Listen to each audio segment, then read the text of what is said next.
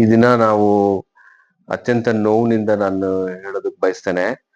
ಇಲ್ಲಿ ಗೋವಿನಹಳ್ಳಿ ಜಯರಾಮಣ್ಣವರು ಇಲ್ಲಿ ಸಾಲದ ಒಂದು ಬಾಧೆಯಿಂದ ಇವತ್ತಿನ ದಿನ ಅವರು ಆತ್ಮಹತ್ಯೆಗೆ ಶರಣಾಗಿದ್ದಾರೆ. ಅತ್ಯಂತ ನೋವಿನಿಂದ ನಾನು ಇವತ್ತು ಅವರ ಪರಿವಾರವನ್ನ ಭೇಟಿ ಮಾಡ್ಲಿಕ್ಕೆ ಬಂದಿದ್ದೇನೆ.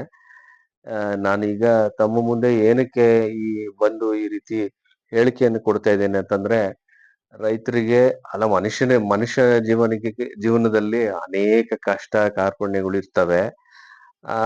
ಈಗೇನಾಗತ್ತೆ ಅಂತಂದ್ರೆ ಕಷ್ಟ ತಡಿಲಾರ್ದೆ ಈ ಈ ಈ ಆತ್ಮಾಹುತಿಗೆ ನಿರ್ಧಾರಗಳನ್ನ ಹೇಗೆ ಬಡವರಾಗ್ಲಿ ಯಾರೇ ಆಗ್ಲಿ ತಗೊಳ್ಳುವಂತ ಕೆಲಸ ಮಾಡಬಾರ್ದು. ಇದು ಆತ್ಮಾಹುತಿ ಮಾಡಿದ್ರೆ ಆ ಅವ್ರು ಅದು ಕ್ಷಣಿಕ ಅವ್ರು ಹೊರ್ಟೋಗ್ಬಿಡ್ತಾರೆ. ಆದ್ರೆ ಇಲ್ಲಿ ಅವ್ರ ಹಿಂದೆ ಬಿಟ್ಟು ಹೋದಂತವ್ರು ನೋವು ಸದಾ ಪಡ್ಬೇಕಾಗುತ್ತೆ.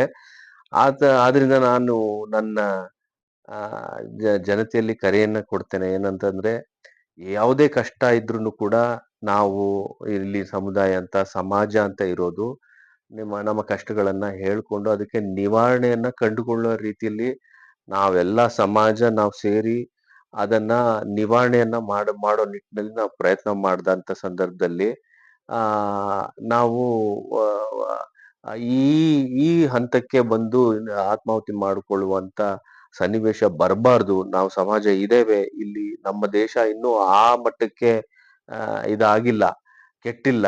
ನಮ್ಮ ಸಮಾಜ ನಾವೆಲ್ಲ ಅಕ್ಕಪಕ್ಕದಲ್ಲೇ ಇರುವಂತವ್ರು, ನಾವು ಹಳ್ಳಿ ಜನಗಳು. ಮತ್ತೆ ನಾವು ಕೂಡ ಇಲ್ಲಿ ಜನಪ್ರತಿನಿಧಿಗಳಿದ್ದೇವೆ. ಅವ್ರ ಕಷ್ಟವನ್ನ ಕೇಳುವಂತ ಕೆಲಸ ನಾವು ಮಾಡ್ತೇವೆ. ದಯಮಾಡಿ ಯಾರು ಕೂಡ ಈ ತರದ ನಿರ್ಧಾರಗಳನ್ನ ತಗೊಳ್ಬೇಡಿ.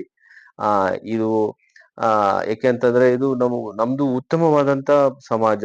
ಇಲ್ಲಿ ಹಳ್ಳಿ, ನಾವೆಲ್ಲರೂ ಅಕ್ಕಪಕ್ಕದಲ್ಲೇ ಇರ್ತೇವೆ.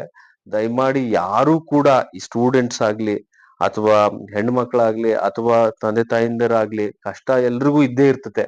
ಆ ಕಷ್ಟದ ನಿವಾರಣೆ ಕೂಡ ಆಗತ್ತೆ. ಸಮಯ ಕೊಡ್ಬೇಕು. ಆಮೇಲೆ ಸಮಾಜ ಅದಕ್ಕೆ ಸಪೋರ್ಟ್ ಮಾಡೋಕ್ ಇದ್ದೇ ಇದ್ದಾರೆ. ಅನೇಕ NGOಗಳಿದ್ದಾರೆ, ಎಷ್ಟೋ ಜನ ದಾನಿಗಳು ಇರ್ತಾರೆ.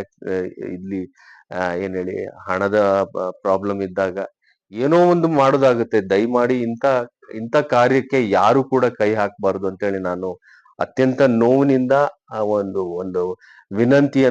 ವಿನಂತಿಯನ್ನ ನಾನು ತಮ್ಮಲ್ಲಿ ಮಾಡ್ಕೊಳ್ತೇನೆ.